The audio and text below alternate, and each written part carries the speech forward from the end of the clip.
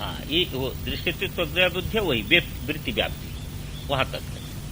और अमांग मनुष्य गोचर ये है कि आभास का विषय नहीं बना, आभास का विषय नहीं बना, आभास उस समय स्वरूपस्थ हो गया तो व्यापक हो गया, ये निषेध हो गया। क्योंकि आभास भी बुद्धि के बिना तो नहीं है ना, बुद्धि में ही आभास है, इसलिए बुद्धि उसको एक साथ लेकर के बोलते हैं। तो बुद्धि के में दो अंश है, एक बुद्धि अंश है, एक आभास अंश है, और आधारभूत है सत्ता। तो तीन हो गया ना, यानी जीवत्व में तीन चीजें हो गई ना।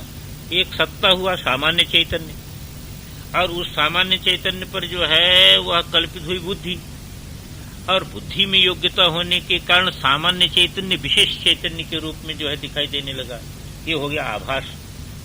सामान्य चैतन्य बुद्धि के कारण विशेष चैतन्य में अभिव्यक्त हुआ, ये हुआ आभास। तो ये तीनों मिलकर के जीव हुए, तो तीन है। तो तीन उसमें है, तो क्या हो गया कि अब बुद्धि क्या करती, जगत के ज्ञान में क्या होता है कि बुद्धि जो है इंद्रिय के माध्यम से वहां पहुंचेगी विषय में, तद आकारता को प्राप्त होगी, और उसमें बुद्धि में रहने वाला जो आभास है वह आभास उसको विशिष्ट प्रकाश है, इसलिए वह उसको विषय बनाएगा। तब वो जो प्रकाशित होगी तो हमका घटक ज्ञान, पटक ज्ञान, घट जान लिया मैंने, पट जान लिया इत्यादि ज्ञान हो गया। ये प्रक्रिया है। तो ये जो जगत की प्रक्रिया है ब्रह्म ज्ञान के विषय में, ये प्रक्रिया कितने अंश में घटेगी, कितने अंश में नहीं घटेगी, इसको देखना है। तो ब्रह्म ज्ञान में क्या होगा कि पहले बुद्धि आपकी सभी विशेषों को छोड़ेगी, सभी विशेषों को छोड़ेगी। सभी विशेषों को छोड़े बिना जो है वह ब्रह्म ज्ञान नहीं।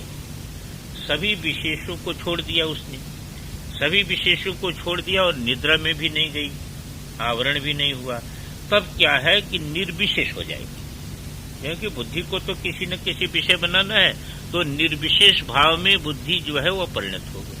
अब निर्विशेष भाव में परिणत हो गई तो जो आभास है बुद्धि का है, वो आभास का अब उपयोग है कि नहीं, तो कहते वहां आभास का उपयोग इसलिए नहीं है कि जिस भाव को प्राप्त हुई है वहां पर वही जो है तो आभास होकर के मालूम हो रहा है ना।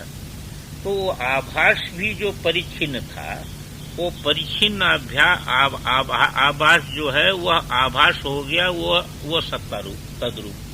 तो इसलिए तद्रूप हो करके वहां पर एक अनुभूति उत्पन्न होती, क्योंकि आभास के आधार पर जो सीमित अहंता थी, यही सीमित अहंता जीवत्व का हेतु थी। ये सीमित अहंता जो है वह व्यापक में फट गई। जब फट गई तो अब उससे जब उस स्थिति से जब बाहर आएगा तो ये अहंता बाधित रहेगी। ये प्रक्रिया को ठीक ठीक अपने अंदर बैठा के रखना चाहिए। हाँ, सीमित अहंता जीव और यही तो जीव, आभास बुद्धि और तब तीनों को लेकर के सीमित अहंता बनी है। अब एक में चली गई, पूर्ण अहंता चली गई उसमें, तब ये बाधित हो गया, तो वहां बुद्धि भी बाधित हो जाएगी और ये भी बाधित हो जाएगा, आभास बाधित हो जाएगा। तो श्रुति कहती है कि अविज्ञातम विजानतम विज्ञातम अविजानतम। श्रुति ने ये कह दिया यस्यामतम तस्य मतम, जो कहता है कि ब्रह्म जो है वह दृश्य क्रिया का विषय बन करके नहीं जाना जा सकता है, वही जानता है। और जो दृश्य क्रिया का विषय बना लेता है न बेदशा हुआ नहीं जानता है। क्यों? कहते विजानतम अविज्ञातम ब्रह्म। जो है जानने का अभिमान करने वाला है उसको ब्रह्म अभी अविज्ञात है। जो सोचता ब्रह्म को हमने पकड़ लिया है, लेबोरेटरी में पकड़ लिया ब्रह्म को, तो जो है वो अभी अविज्ञात है। और अभिजानतम विज्ञातम, जो ये इस रूप में जान लेता है कि इदम तेहा करके तो ये जाने नहीं जा सकता है। जब ये आपकी इसमें इतनी बात और भी ध्यान में रखें, जब आपके अंदर ये चीज पक्की हो जाएगी परोक्ष ज्ञान में कि इदम तेहा करके ब्रह्म नहीं जाना जा सकता, तब आपकी बुद्धि अहम प्रतिष्ठित होगी,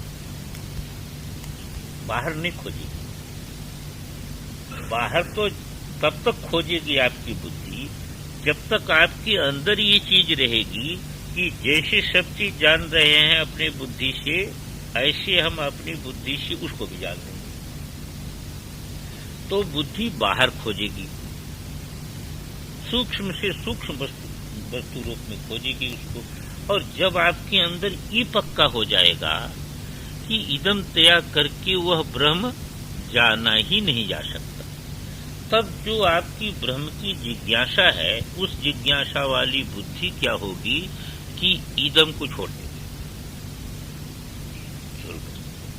तो जब इदम को छोड़ करके पलट गई बुद्धि, तो जान लिया, तो वो जान लिया, उस प्रक्रिया से जान लिया जो प्रक्रिया बताया। इसलिए कहा कि अभिजानताम विज्ञातम, जो ये जान लेते हैं कि जो है ब्रह्म इस प्रकार जाना ही नहीं जा सकता है, तो उनको इस प्रक्रिया से जो है वह ब्रह्म भी ज्ञात हो जाता है, उनको भी ज्ञात है। अब थोड़ा सा भाष्य देखें हम लोग। यस्यामतम इत्यादि, यस्य ब्रह्मविदो अमतम अभिज्ञातम अविदितम ब्रह्म इति मतम अभिप्रायो निश्चय, जिसका ये निश्चय है कि ब्रह्म अभिज्ञात है, ज्ञान का विषय नहीं है, अविदित, इति अभिप्राय निश्चय, तस्य मतम, उसको माने ज्ञातम सम्यक ब्रह्म इति अभिप्राय, वही सम्यक प्रकार से ब्रह्म को जानता है, यह अभिप्राय हो गया। और यस्य पुनर्मतम, जिसका ऐसा मत है कि ज्ञातम विदितम मया ब्रह्म, मैंने तो ब्रह्म को जान लिया, इति निश्चयो न वेद एव स न ब्रह्म विजानाति स, वह ब्रह्म को जानता नहीं है। विद्वत अविदुषो यथोक्तौ पक्षौ अवधार्य, क्यों ऐसा है कि ये विद्वान, एक पक्ष विद्वान का है, एक पक्ष अविद्वान का है। विद्वान का जानना इस प्रकार का है कि ब्रह्म इदम तया करके जाना नहीं जा सकता है, और अविद्वान का पक्ष इस प्रकार का है कि ब्रह्म को मैं इदम तया करके जैसे जाना जाता है ऐसे जाना है। तो ये विद्वत अविदुषो जो यथोक्त पक्ष का निर्धारण करते हैं कि अभिज्ञातम अमतम अविदितम एव ब्रह्म, वह ब्रह्म अविदित ही है। किसको ब्रह्म अविदित है? कहते विजानताम सम्यक विदितवताम इत्येतत्, सम्यक विदितवताम, जो कहते सम्यक प्रकार से हमने ब्रह्म को जान लिया, उसके लिए अविदित ही है। और विज्ञातम विदितम ब्रह्म, किनको? अभिजानताम असम्यक दर्शिनाम, जो कहते सम्यक प्रकार से इदम तया करके जैसे जगत की वस्तु जानी जा रही, ऐसा ब्रह्म नहीं जाना जा सकता है।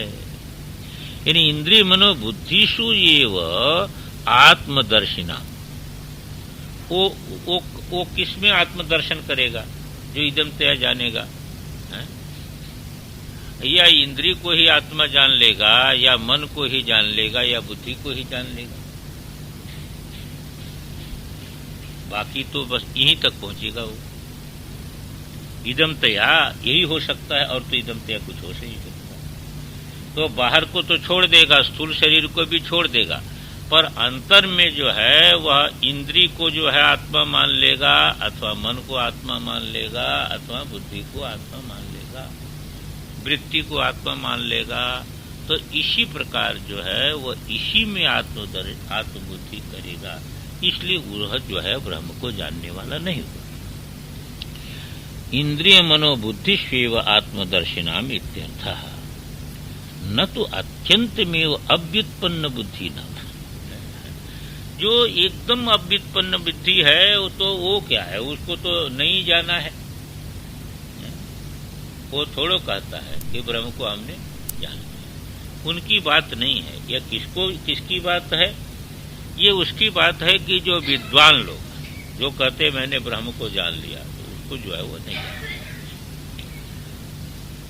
न तो अत्यंतमेव अव्युत्पत्त बुद्धि नाम नहीं तेषाम विज्ञातम अस्माभिर ब्रह्म इति मतिर्भवति। उनको ये बुद्धि ऐसा कभी नहीं होता कि मैंने ब्रह्म को जाना, मैंने ब्रह्म को जाना है, ये बुद्धि नहीं। इंद्रिय मनोबुद्धि उपाधिषु आत्मदर्शिनाम, जो इंद्रिय उपाधि को लेकर के, चैतन्यता तो वहां भी है ना, तो इंद्रिय उपाधि को लेकर के, मन उपाधि को लेकर के, बुद्धि उपाधि के लेकर के आत्मदर्शी जो हैं, उनको तो ब्रह्म उपाधि विवेक अनुपलम्भात बुद्धियादि उपादेश्य विज्ञातत्वात् विदितम् ब्रह्म इति उत्पद्यते भ्रांति। उनको भ्रांति उत्पन्न होती है। क्यों? कि देखो ब्रह्मोपाधि विवेक अनुपलम्बा, वो ब्रह्म का और उपाधि की भेद नहीं कर पाते हैं। ब्रह्म और उपाधि में भेद नहीं कर पाते, जैसे हम रात और प्रकाश में भेद नहीं कर पाते, रात और प्रकाश में भेद नहीं कर पाते, एक ही भूत करके जानते हैं। ऐसे वो उपाधि में और ब्रह्म में जो है वह भेद नहीं कर पाते हैं। तो विवेक अनुपलम्भाद बुद्धियादि उपाधेश विज्ञातत्वात्, और बुद्धियादि उपाधि तो ज्ञात है। जैसे देखिए कि बुद्धियादि उपाधि तो जानी जा रही है, साक्षी भाष्य है, साक्षी से जानी जा रही है, और बुद्धि में और चैतन्यता में भेद कर नहीं पाता हो, तो चैतन्यता को बुद्धि को एकीभूत कर दिया, और बुद्धि जानी जा रही है, तो उसने कहा ब्रह्म को मैंने जान लिया। ब्रह्म को और बुद्धि को पृथक कर नहीं पाया, और बुद्धि तो जानी जा रही है, बुद्धि तो जानी जा रही है, हमारी बुद्धि इस समय ऐसी हो गई जानी जा रही है। तो जब बुद्धि और चैतन्यता को पृथक कर नहीं पाया और बुद्धि जानी जा रही है, तो उसने कह दिया चैतन्य को मैंने जान लिया। इसलिए कहा कि विदितम ब्रह्म, मैंने ब्रह्म को जान, सुवेद ब्रह्म, मैंने ब्रह्म को ठीक प्रकार से जान लिया। यही भ्रांति का कारण है। तो ब्रह्मोपाधि विवेक अनुपलम्भात और बुद्धियादि उपाधेश्य विज्ञातत्वात् विदितम ब्रह्म इति उपपद्यते भ्रांति ही, ऐसी भ्रांति उसको हो सकती है, इसलिए उसको ऐसी भ्रांति हो जाती है। इति तो असम्यक दर्शन पूर्व पक्षत्वेन उपन्यस्यते, इसलिए असम्यक दर्शन को पहले पूर्व पक्ष से कह दिया, विज्ञातम अविजानताम इति।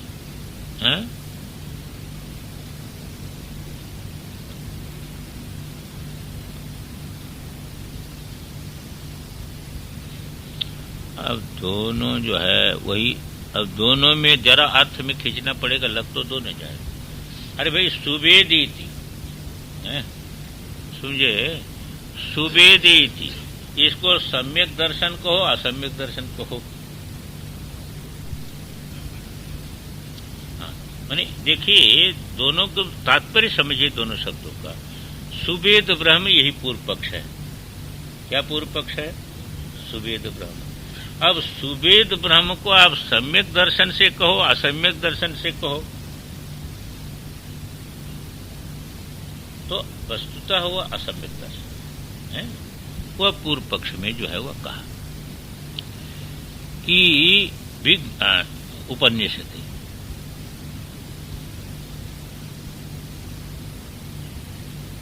लेकिन आगे से फिर नहीं लगेगा, आगे से तो सम्यक दर्शन में ही पाठ ठीक लगेगा, क्योंकि आगे कहा विज्ञातम अभिजानताम, अभिजानताम विज्ञातम है, लेकिन अभिजानताम विज्ञातम ये पूर्व पक्ष तो हुआ नहीं, ये जो है ये पूर्व पक्ष नहीं हुआ ना।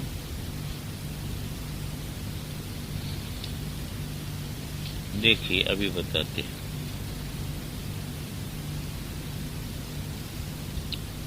अथवा हेत्वर्थ उत्तरार्थ अभिज्ञातम इत्यादि ने दो चीज लिया। भाष्यकार भगवान ने ये पंक्ति को दो रूप में लगा रहे हैं, एक तो पूर्व पक्ष उत्तर पक्ष के रूप में लगा रहे हैं। इसको क्या कर दिया कि इसको कर दिया वो हो गया सिद्धांत, और इसको ले लिया पूर्व पक्ष, समझे ना। अभिज्ञातम विजानतम विज्ञातम अभिजानताम, ये हो गया ये पूर्व पक्ष। विज्ञातम अभिजानताम,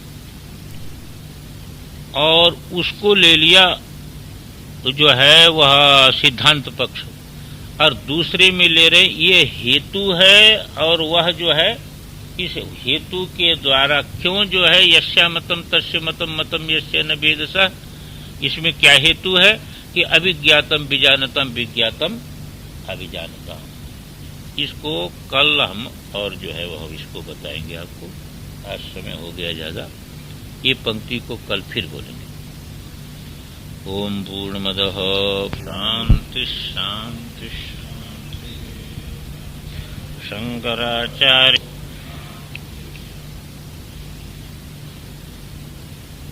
कल के भाष्य की अंतिम पंक्ति रह गई थी कि भ्रांति रीति इति अतः असम्यक दर्शन पूर्व पक्षत्वेन उपन्यस्यते विज्ञातम अभिजानताम इति।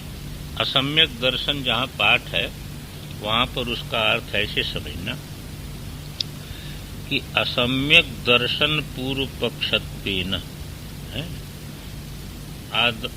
असम्यक दर्शन है पूर्व पक्ष जिसका है, असम्यक दर्शन है पूर्व पक्ष जिसका। कौन असम्यक दर्शन? वही जो है वो जो जानते हैं कि ऐसे बुद्धि इत्यादि को लेकर के इंद्रिय मनोबुद्धि उपाधिषु आत्मदर्शिना, इनका दर्शन क्या है? असम्यक दर्शन है। वो असम्यक दर्शन है पूर्व पक्ष जिसका, उसको किस रूप में उपन्यास किया? विज्ञातम अभिजानताम। तो असम्यक दर्शन पूर्व पक्षत्वेन उपन्यस्यते विज्ञातम अभिजानताम, अभिजानताम विज्ञातम भवति। ये सम्यक दर्शन। असम्यक दर्शन है पूर्व पक्ष जिसका, उस रूप से उपन्यास करते हैं विज्ञातम अभिजानताम। तो और यदि सम्यक दर्शन पाठ है किसी में, नहीं वैसे तो इतना खींचातानी नहीं करनी पड़ती। यदि विज्ञातम अभिजानताम के जगह अ तो निकल ही सकता है, खाली म में हलन तो होता है यदि, हाँ, तो अभिज्ञातम विजानताम, तब कोई खींचातानी करने की जरूरत नहीं पड़ती और वस्तुतः वैसे ही मालूम होता है, यानी अ तो निकल ही जाता है। अभिज्ञातम विजानताम, ये जो है वह असम्यक दर्शन जो है वह पूर्व पक्ष रूप से ये असम्यक दर्शन का उपन्यास करते हैं,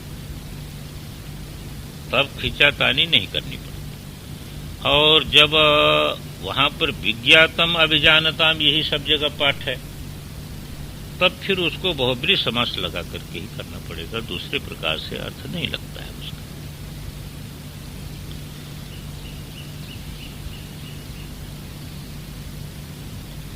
और वो दोनों पर सम्यक दर्शन भी कहीं पाठ हो तो भी वही पाठ ठीक लगता है, अभिज्ञातम विजानता। क्यों कि सम्यक दर्शन पूर्व पक्षत्वेन, यदि कहो सम्यक दर्शन पूर्व पक्षत्वेन उपन्यस्यते, सम्यक दर्शन के पूर्व पक्ष के रूप में उपन्यास किसका करते हैं? उसी को है, इंद्रियादि मन बुद्धि अहंकार। तो भी अभिज्ञातम विजानताम वहां हो तो ही लगता है। अभिज्ञातम विजानताम ऐसा होना जो है उचित मालूम होता है वहां पर, और लेखक प्रमाद से फिर धीरे धीरे करके वैसा हो गया, ऐसा हो सकता है, और नहीं तो फिर वही अर्थ है, दूसरा कोई अर्थ नहीं। असम्यक दर्शन पूर्व पक्ष के रूप पूर्व पक्ष है जिसका, इस रूप से उपन्यास करते हैं विज्ञातम अभिजानताम। अब एक दूसरा जो वाक्य भाष्य में मुख्य रूप में उसी को लेंगे भाष्यकार भगवान, अथवा हेत्वर्थम उत्तरार्धो, उत्तरार्ध जो है वह हेत्वर्थ है, यानी पूर्वार्ध के हेतु के लिए उत्तरार्ध है, जिसलिए अभिज्ञातम विजानतम विज्ञातम अभिजानतम अतः यस्या मतम तस्य मतम मतम यस्य न वेदसा। आनंद गिरी बहुत सुंदर ढंग से इसको लेते हैं, उसको देखिए। बड़ी सुंदर कल्पना है। लोके सुक्त्यादि तत्वम विजानताम यतो अध्यस्तम रूपयादि अभिज्ञातम भवति। लोक में देखा जाता है कि मान लीजिए सुक्तिका पड़ी है अथवा रज्जु पड़ी है, तो जो लोग जो है सुक्ति अथवा रज्जु को जानते हैं, सुक्ति को अथवा रज्जु को जान रहे हैं, तो सुक्तिकादि तत्वम विजानता, सुक्तिकादि तत्व को जानने वाले जो हैं यतः अध्यस्तम रूपयादि अभिज्ञातम भवति, उनको अध्यस्त रूपयादि जो है वो अभिज्ञाते रहता है। अरे जिसको रस्सी दिख रही है उसको सर्प अभिज्ञात होगा, सर्प जो है वो अभिज्ञात ही रहेगा ना, क्योंकि सर्प है अध्यस्त। अधिष्ठान का जिसको ज्ञान है उसको अध्यस्त जो है अभिज्ञात है, उसको तो अधिष्ठान ही दिख रहा है, तो अध्यस्त नहीं दिख रहा है तो वह अभिज्ञात है। अजानतामेव तु अध्यस्तम विज्ञातम भवति, जो नहीं जानते हैं रज्जु इत्यादि तत्व को, सुक्ति इत्यादि तत्व को, उनको जो है अध्यस्त विज्ञात होता है कि नहीं। अध्यस्त माने वही रज्जु सर्प अथवा सुक्ति अथवा जो है रजत, तो रजत किसको विज्ञात है? रजत उसको विज्ञात है कि जो सुक्तिका को नहीं जान रहा है, तो सुक्तिका का जिसको ज्ञान नहीं है उसको रजत विज्ञात है, और जिसको सुक्तिका का ज्ञान है उसको रजत अभिज्ञात है। रजत माने अध्यस्त, रजत का अर्थ माने अध्यस्त। इसका तात्पर्य क्या निकला? अधिष्ठान का जिसको ज्ञान है उसको अध्यस्त अभिज्ञात है, और जो अधिष्ठान को नहीं जानता उसको अध्यस्त विज्ञात है। इसको बैठा लीजिए मन में। अधिष्ठान का जिसको ज्ञान है उसको अध्यस्त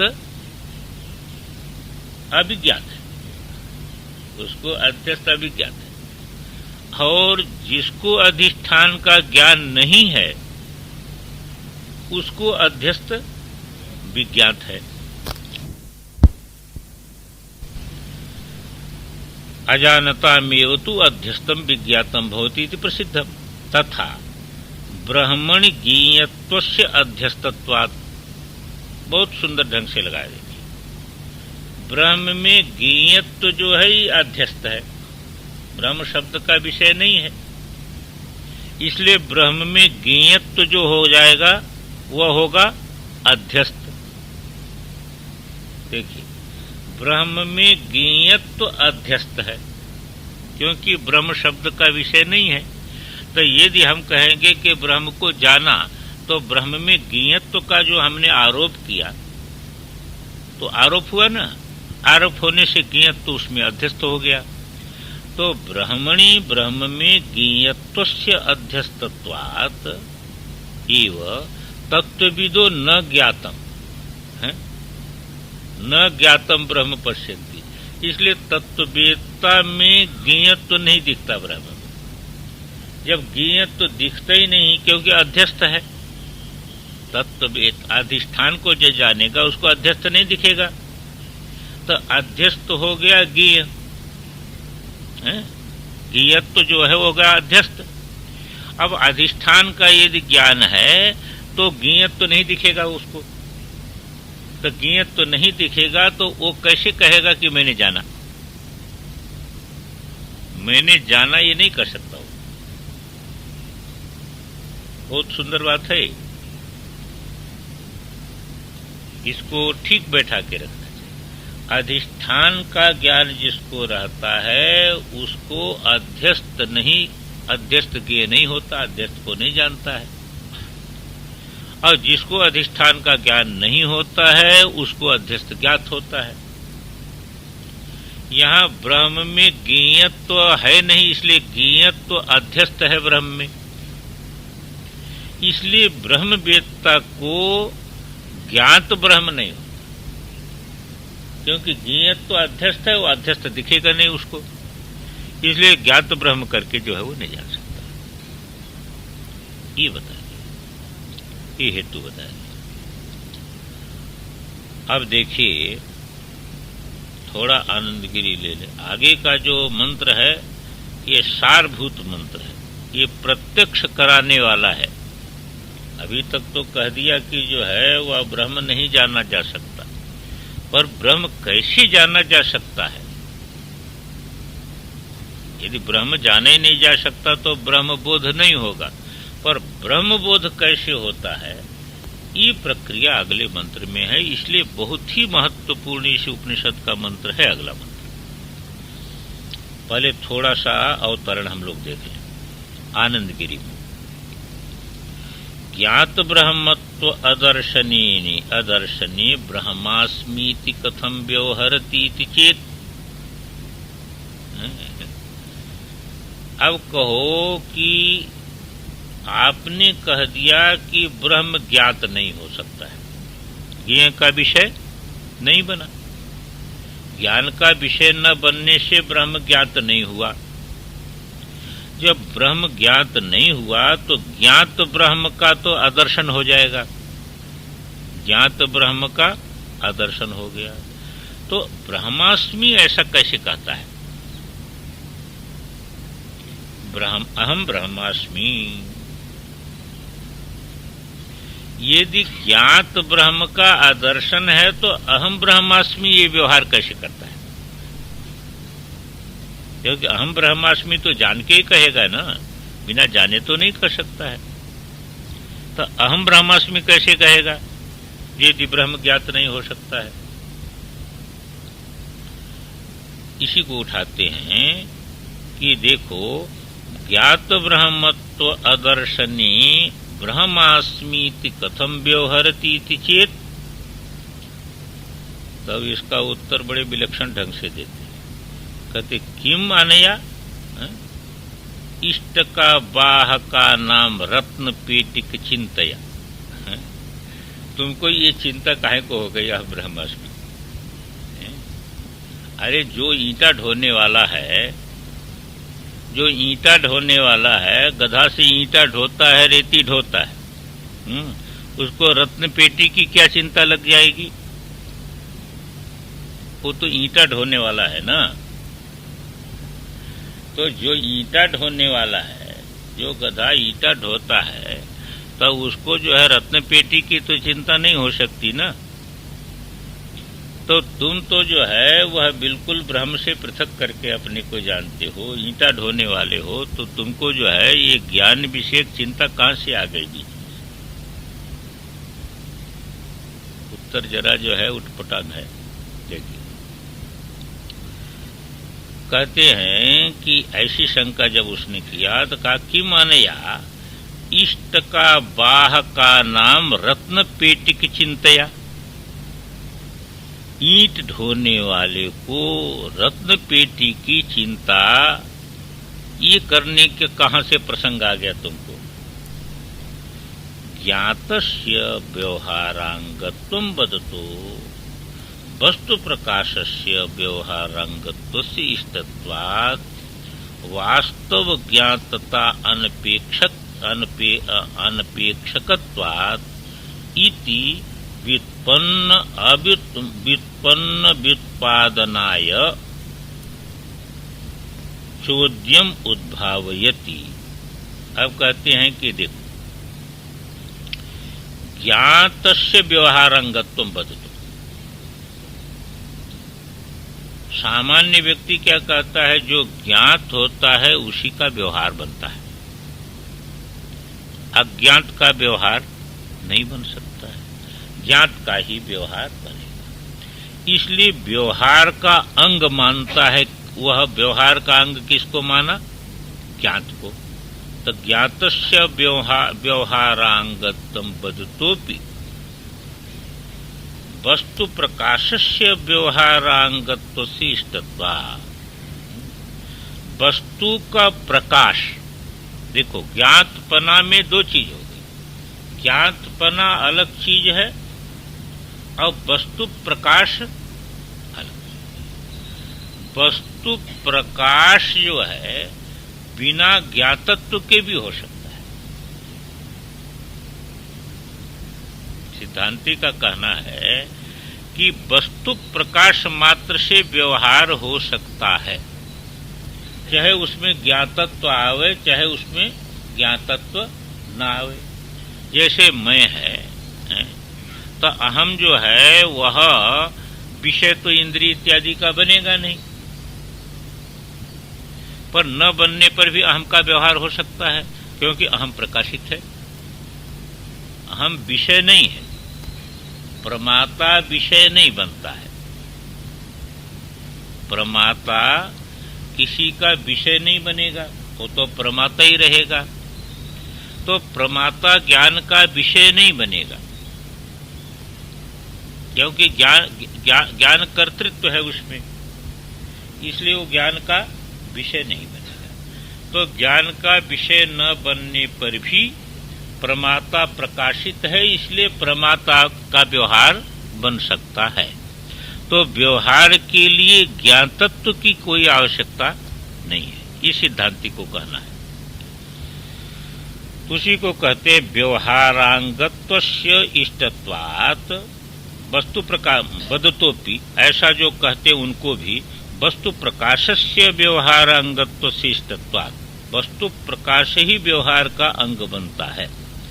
वास्तव ज्ञातता अनपेक्षत्वात् अनपेक्षकत्वात्, क्योंकि जो है वास्तव जो ज्ञातता है यानी ज्ञान का विषयत्व, उसकी कोई भी अपेक्षा न होने पर भी, उसकी कोई अपेक्षा न होने पर भी प्रकाशत्व जो है यही व्यवहार का अंग बनेगा। इति व्युत्पन्न व्युत्पादनाय, ये जो है व्युत्पन्न को व्युत्पादित करने के लिए, यानी ये जो बात है इस बात को स्पष्ट प्रकाशित करने के लिए चोद्यम उद्भावयति, पहले संशय उत्पन्न करते हैं। इसी बात को बताना है कि ज्ञातत्व जो है वह व्यवहार में हेतु नहीं है, प्रकाशत्व मात्र के व्यवहार में हेतु है।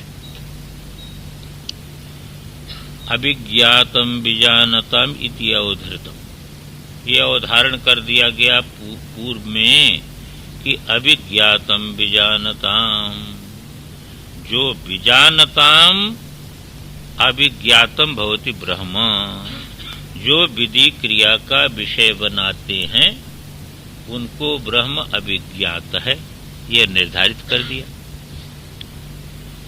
यदि ब्रह्म अत्यंतमेव अभिज्ञातम,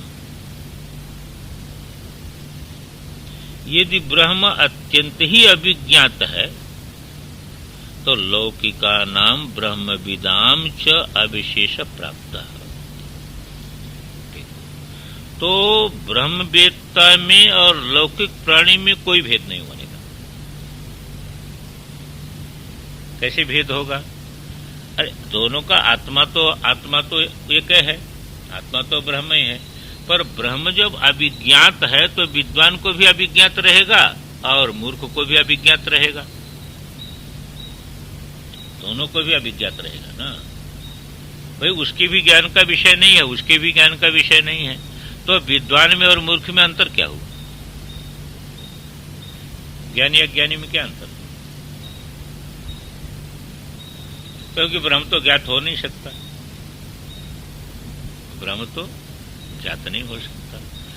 तो जब कह दिया कि विजानतम अभिज्ञातम, विद्वानों को तो अभिज्ञात है वो तो विद्वान को अभिज्ञात है ब्रह्म है?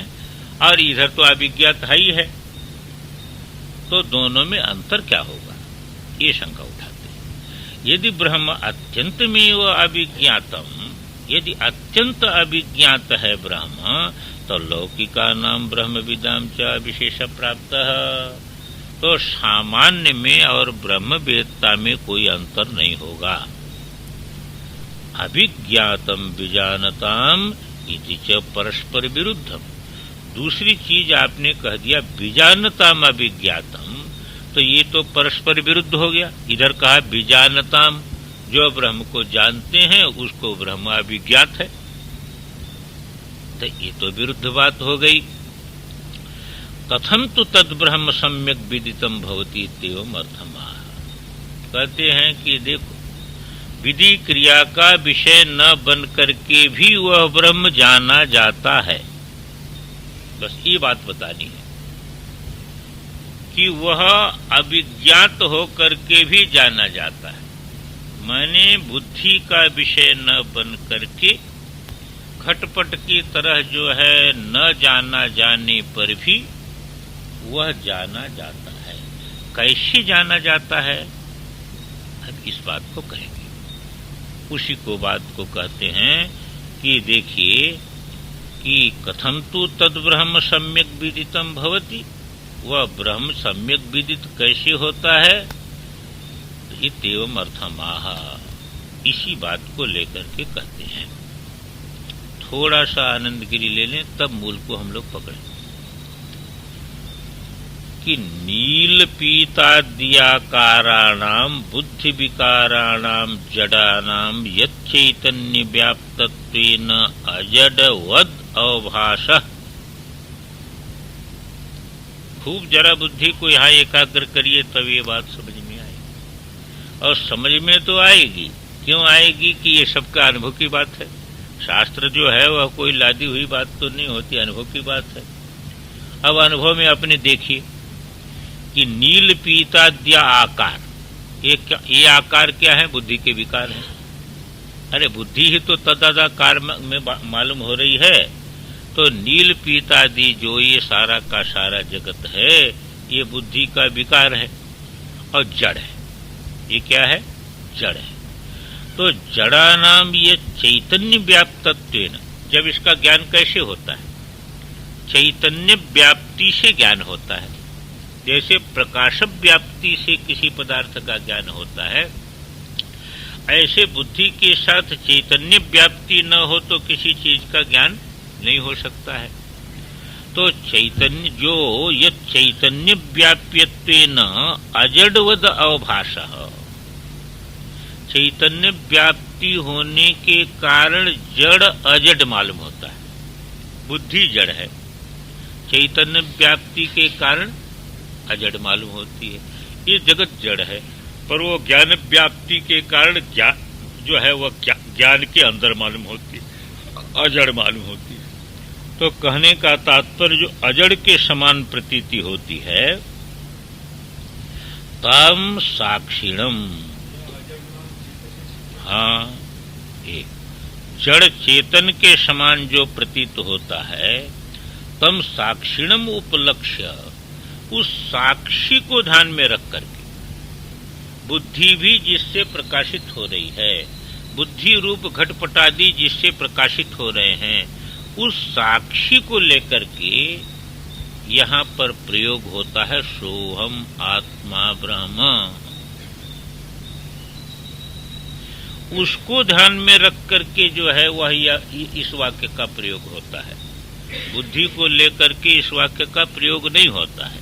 बुद्धि का विषय जो है उसको लेकर के प्रयोग नहीं होता है, बुद्धि के साक्षी को लेकर के प्रयोग होता है। बड़ा आश्चर्य इसमें है कि देखिए, आप शांत बैठे हैं कहीं, एक संकल्प या एक वृत्ति आपके अंदर आई, आते ही प्रकाशित हो जाती है, नहीं प्रकाशित होती है, आते ही प्रकाशित हो जाती है। इसका मतलब आप प्रकाश रूप न हो तो वो वृत्ति प्रकाशित कैसे हो। पर मन के अंदर एक वृत्ति आई, वो वृत्ति आते ही प्रकाशित हो जाती, ज्ञात हो जाती। तो इसका मतलब आप प्रकाश रूप हैं, नहीं तो वहां तो सूर्य चंद्रमा इत्यादि कुछ भी नहीं है, पर उसको झट आपने जान लिया, तो वो प्रकाशित हो रही है, तो आप प्रकाश रूप हैं। वो प्रकाश साक्षी है, वही प्रकाश जो है साक्षी। अब उस साक्षी प्रकाश जो है उसको लेकर के ये बोलता है सोहमस्मी। जो सोहमस्मी बोलता है वो साक्षी प्रकाश को लेकर के बोलता है, जो बुद्धि का भी साक्षी है, बुद्धि का विषय बना करके नहीं बोलता है साधक। तो साक्षिणम उपलक्ष्य सोहमात्मा ब्रह्मेति महावाक्याद अविषयतैव यो वेत्ति। वो विषय बना करके ब्रह्म को जाना नहीं जा सकता है। अविषयतया जो जानता है स ब्रह्मविद उच्यते, उसका नाम ब्रह्मवेत्ता है। और विषय के समान जो ब्रह्म को जानता है वह ब्रह्मवेत्ता नहीं हो सकता है, भले ही वह अपने को ब्रह्मवेत्ता मान ले, पर शास्त्र की दृष्टि से वह ब्रह्मवेत्ता नहीं हो सकता है, क्योंकि ब्रह्म शब्द का विषय नहीं है, बुद्धि का विषय नहीं है। तो जो इस प्रकार जानता है वह ब्रह्मवेत्ता नहीं है, पर अविषयतया यो वेत्ति, इससे ये निर्णय हो गया बुद्धि के अविषय रूप में भी ज्ञान हो सकता है। बुद्धि का विषय न बन करके भी ज्ञान होता है। तो स ब्रह्मविद उच्यते तेन न अविशेष प्रसंगादि चोद्यावकाशः। इसलिए जो तुमने शंका किया था ना, वो सामान्य ज्ञान का विषयत्व जो है उसको लेकर के जो शंका किया था कि जब तुम्हारा ब्रह्म अविज्ञात है तो फिर अहम ब्रह्मास्मि कैसे कहता है, ये शंका तुम्हारी नहीं हो सकती है। इसीलिए हमने कहा था कि जो है ईंटा ढोने वाले को पेटी की जो है रत्न पेटी की चिंता क्यों हो गई। माने जो ज्ञेय को ही जानता है, जो अपने ज्ञेय को ही जान रहा है ना, तो जो ज्ञेय बना करके जानना चाहता है उसको ज्ञेय से रहित विज्ञान की चिंता क्यों हो गई, ये बात कहा। हम मूल में देखें,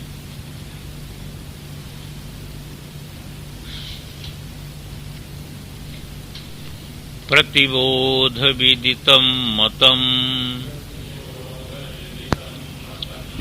अमृतत्वं हि विन्दते आत्मना विन्दते वीर्यं विद्यया विन्दते मृतम्। बस ये देखो, ये ज्ञान की प्रक्रिया बताएं। प्रतिबोध विदितम, बोधम बोधम प्रतिबोधम। जैसे हम कहें आपको कि आपको अक्षर दिख रहा है, तो आप कहेंगे अक्षर दिख रहा है हमने को। आंख ज्ञात हो गई कि नहीं ज्ञात हो गई? अक्षर दिखने से नेत्र ज्ञात हो गया कि नहीं ज्ञात हो गया? नेत्र तो आपने देखा नहीं, कैसे ज्ञात हो गया? इसलिए इससे ज्ञात हो गया कि अक्षर दिख रहा है। अक्षर के साथ साथ नेत्र ज्ञात हो रहा है। ऐसे आत्मनस्तत्प्रकाशत्वम यत् पदार्थावभासनम, जो ये पदार्थों का अवभास हो रहा है, घटक ज्ञान, पटक ज्ञान, मठक ज्ञान, जाने का ज्ञान, खाने का ज्ञान, चलने का ज्ञान, भंडारा का ज्ञान, गाली का ज्ञान, स्तुति का ज्ञान, ये जो ज्ञान हो रहा है, ये प्रत्येक जो बोध हो रहा है, ये प्रत्येक बोध के साथ एक सामान्य बोध का ज्ञान हो रहा है। ये बोध कैसे हो? यदि सत्ता नहीं है तो ये बोध नहीं हो सकता है, यदि आप नहीं हैं तो बोध नहीं हो सकता है। तो आत्मा इस बोध के साथ ही ज्ञात हो रहा है, वो बोध का विषय नहीं बनता है, पर इसके साथ ही ज्ञात हो रहा है। इसके साथ ही जिस सामान्य जो है ज्ञप्ति तत्व का ज्ञान हो रहा है, जिस ज्ञप्ति समुद्र में ये बोध लहर है, आपका स्वरूपभूत जो ज्ञप्ति समुद्र है, उस समुद्र पर जो है एक लहर उठी, दूसरी लहर उठी, तीसरी लहर उठी, चौथी लहर उठी, वो लहर के साथ ही वो समुद्र ज्ञात हो रहा है। ऐसे प्रत्येक बोध के साथ ही आत्मा ज्ञात होता है। यही आत्मा के जानने की विधि है, बोध का विषय बनकर के नहीं, बल्कि वो बोध व्याप्ति में जिसके कारण बोध हो रहा है, जिस समुद्र में बोध जो है लहर उठ रही है, उस रूप में जो है वह आत्मा जाना जाता है। प्रतिबोध विदितम मतम, एक बहुत ही अनुसंधान की चीज है। आप विचार करके देखें तो सारे जगत की स्थूलता इसी में समाप्त हो जाती है कि ज्ञान से भिन्न आप किसी पदार्थ को सिद्ध नहीं कर सकते। कैसे सिद्ध करेंगे? ऐसा कोई पदार्थ बता सकते जो ज्ञान के बाहर हो? जिसका ज्ञान न हो ऐसा कोई पदार्थ बता सकते हैं? ऐसा कोई पदार्थ कैसे बताएंगे? बताएंगे कैसे? इसलिए ज्ञान के बाहर पदार्थ की सिद्धि नहीं हो सकती। बौद्ध लोग मानते हैं, इसमें किसी प्रकार का संशय नहीं, पर बौद्ध लोग क्या है कि ऐसा मान करके आत्मा को भी तो ऐसा मान लेते हैं ना। आत्मा को आधारभूत नहीं मानते ना, क्षणिक विज्ञान ही मानते थे आत्मा को भी। ये तो दोष है। ये एक विचारणी बात। एक बार उत्तर काशी में पहले ऐसा कहते हैं कि टेहरी का राज था ना, टेहरी राजा का राजा, तो उस समय जो है वो टेहरी का राजा विद्वान था। तो एक न्यायिक कोई काशी से गए,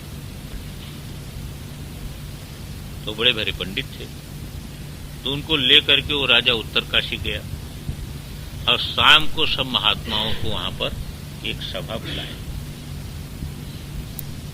तो सभी आश्रमों में जो है वह समाचार गया कि राजा